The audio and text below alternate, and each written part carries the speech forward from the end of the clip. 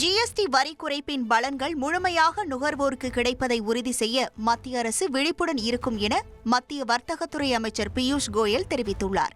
GST வரி சீர்திருத்தத்தை அமல்படுத்தி பல்வேறு பொருட்களுக்கான ஜிஎஸ்டி வரியை மத்திய அரசு குறைத்துள்ள நிலையில் அது தொடர்பாக மத்திய வர்த்தகம் மற்றும் தொழில்துறை அமைச்சரும் பாஜக மூத்த தலைவருமான பியூஷ் கோயல் டெல்லியில் உள்ள பாஜக தலைமை அலுவலகத்தில் செய்தியாளர்களை சந்தித்தார்.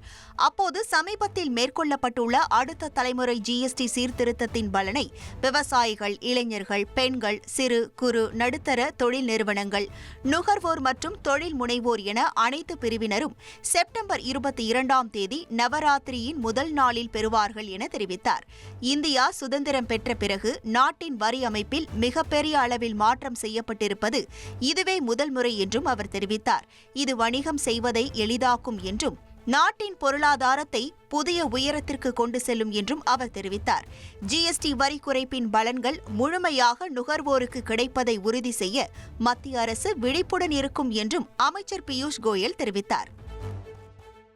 சென்னையில் ஆபரண தங்கத்தின் விலை கிராமுக்கு 70 ரூபாய் அதிகரித்துள்ளது. இதன் மூலம் சவரனுக்கு 560 ரூபாய் விலை உயர்ந்து ஒரு சவரன் 78,920 ரூபாய்க்கு விற்பனை செய்யப்படுகிறது.